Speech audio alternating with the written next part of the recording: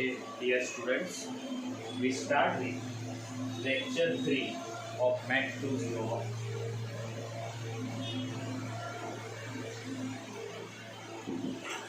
Here, we already started this sum, and this is x minus 1 less than delta, y minus 1 less than delta, and I have explained all these things to you, and then I am squaring both of them and then adding them. Why I am adding? Because we wanted x square plus y square.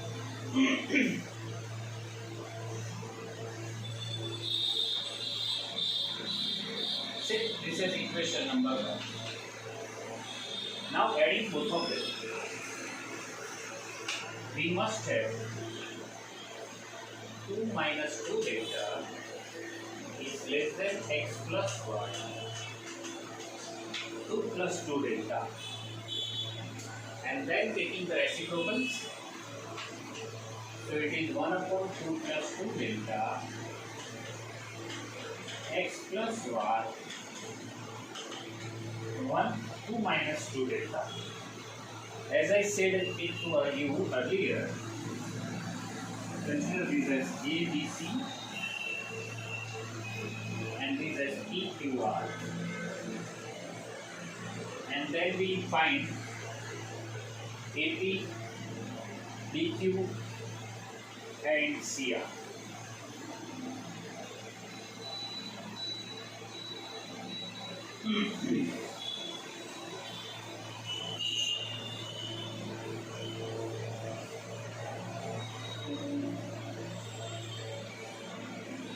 So, multiply equation 1 and 2 term by term. So, we have 2 minus 2 delta, 4 delta, 2 delta square, 2 plus 2 delta,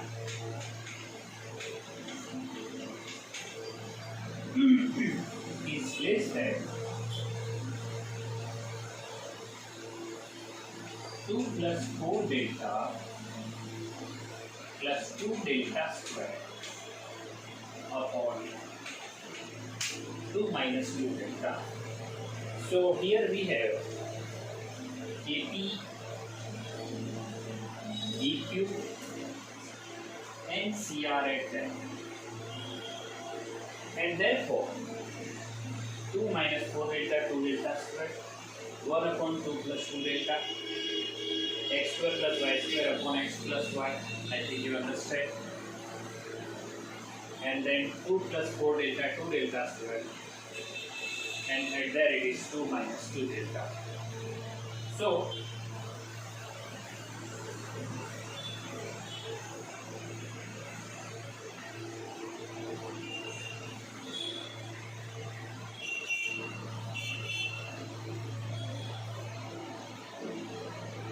therefore 1 minus 2 delta delta square 1 plus delta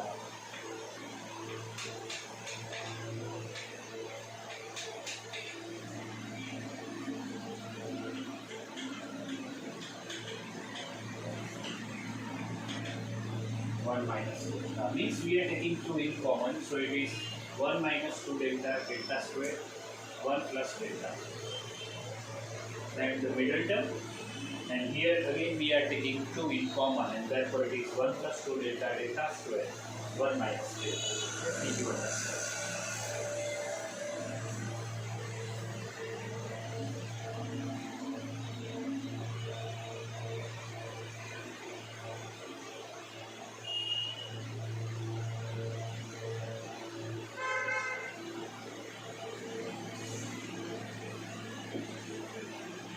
Then, as you know, the value is 1. So we subtract 1 from each of these terms. Minus 1, minus 1, minus 1. And what will be the simplification that I am writing here? And for this side, on this side, means for left hand side, what we have? 1 minus 2 delta plus delta square minus 1 minus delta. We multiply these on that side, cancel out 1, and therefore this is minus 3 delta plus delta square 1 plus delta. On that side, it is 1 plus 2 delta plus delta square minus 1 plus delta upon 1 minus delta. 1 plus 2 delta delta square minus 1 minus minus plus delta upon 1 minus. So if we simplify, this is 3 delta delta square upon 1 minus delta.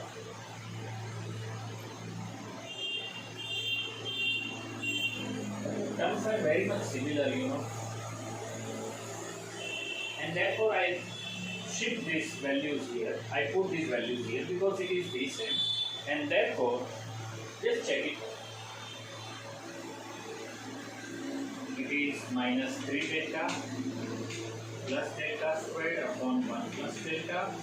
On this side, this value is 3 delta plus delta squared upon 1 minus delta. So try to get this idea.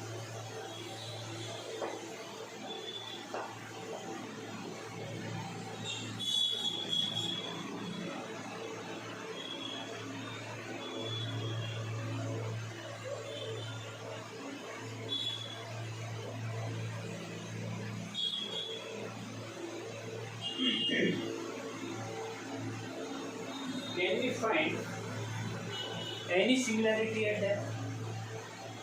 Just try erase all these things from here.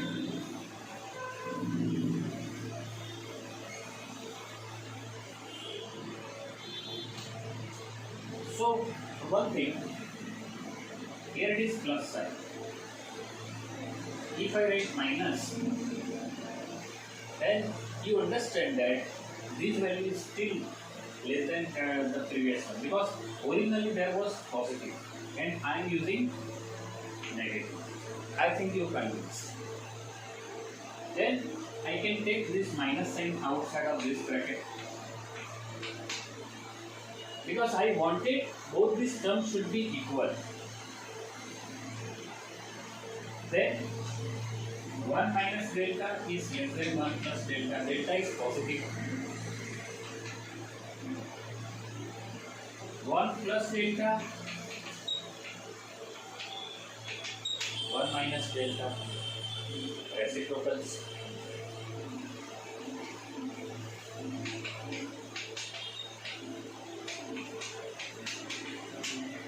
So if we replace 1 plus delta by 1 minus delta, this value is still smaller one, so we can use minus sign there. These are very important to find the solution as per the definition. And this is very little mathematics is there, but your concept is required, your concentration is also required.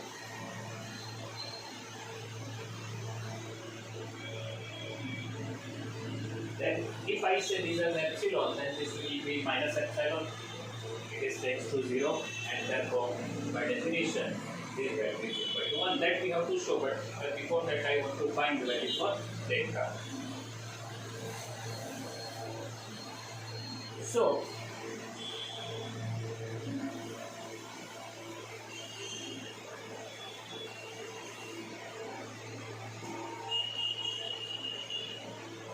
say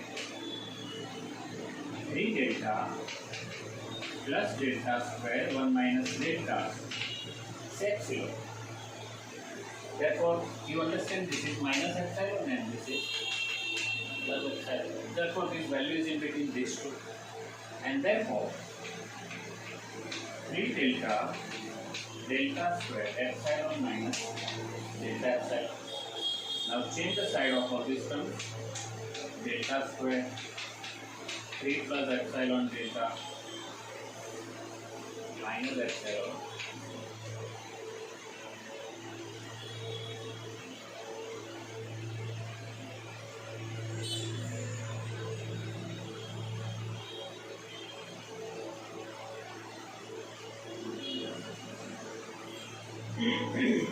therefore what is value of delta minus b plus square root of, I am not taking minus sign because delta should be positive, d square minus 4ac 4 epsilon divided by 2a. Why I am not taking minus sign? Because delta should be positive, and you understand that here for given epsilon we have delta positive for this disadvantage, and therefore this value is 0. Therefore we have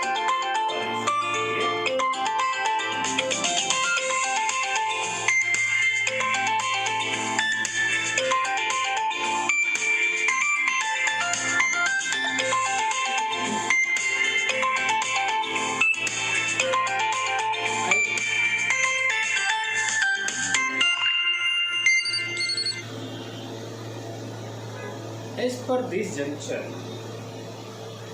this is minus epsilon. So now there is no value meaning of these values.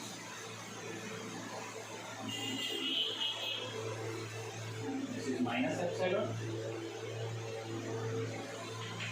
and this is plus epsilon. Means if we add 1 at all these places, it is 0, epsilon plus 1, and now you understand that fxy minus L less than epsilon. So either way you can understand what I want to say.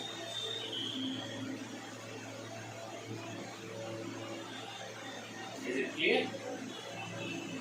So you always think that you have to do all these things by writing, and then you can understand very easily.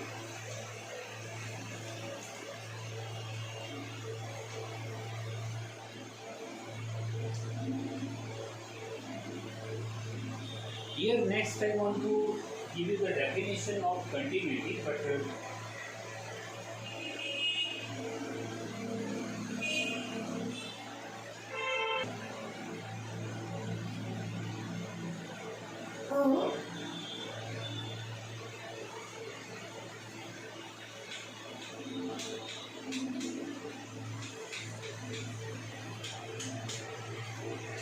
next I want to define continuity of a function at a point.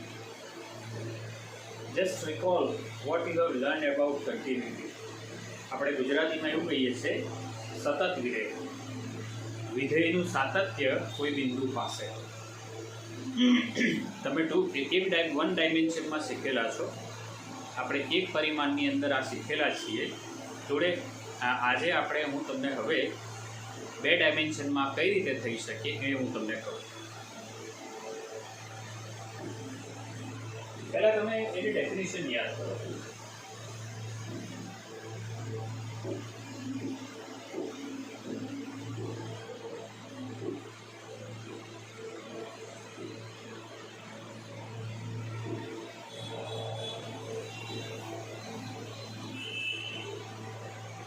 For given epsilon positive, there is delta positive such that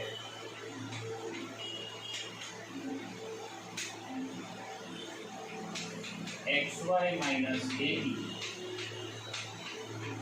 is less than implied delta implies f of xy minus f of ab is less than epsilon. Then we say that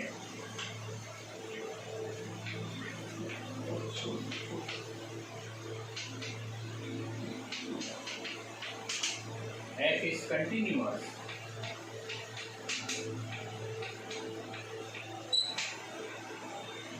at AB, and we write the limit xy tends to AB for f of xy is f of AB. You can find, as I said earlier, I have write the definition before this lecture and it is on the board, and now it is your concept will give the clear idea what is difference between limit and continuity. And if you have not clear before this conversation which I am made with you, which I am doing with you, then you will understand this after my explanation. But just see this definition so many times, at least 3 to 4 times, both the definition, and capture the idea what is difference there. Find that.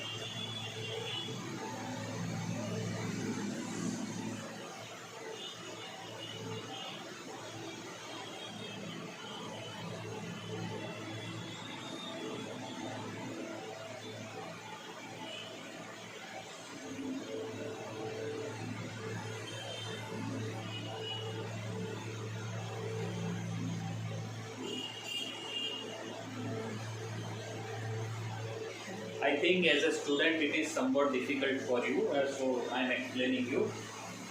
The first difference is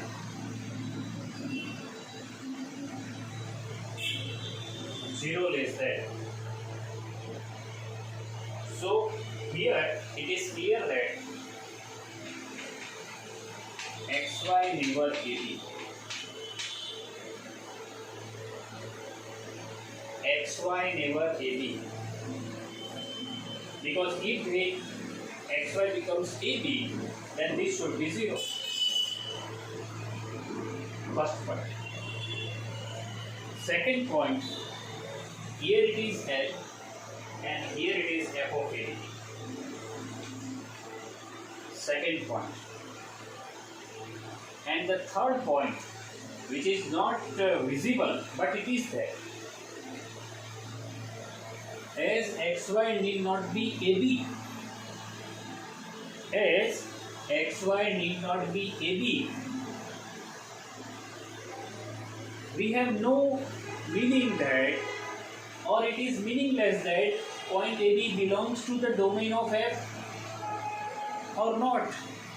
Means F is defined on some domain, I say S, it's a real number. Then AB should be in S or should not be in S. It has no meaning there for continuity. But for for the limit. But for continuity, this point AB is must. For limit, it is need not be there in the domain because xy is never AB.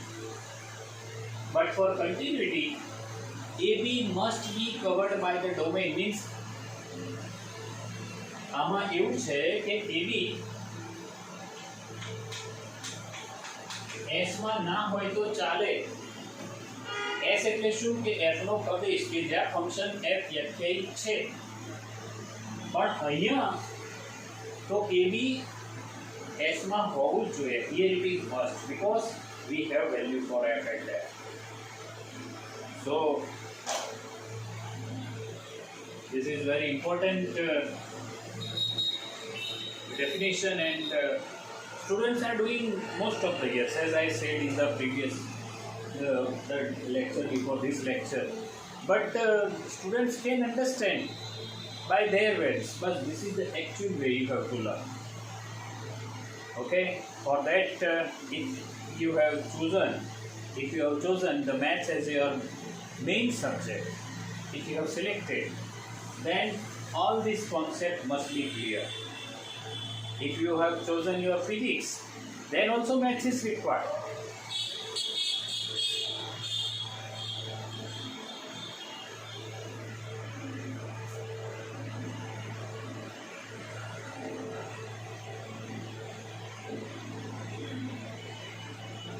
I conclude this lecture with this information. I stop this lecture here. Thank you very much.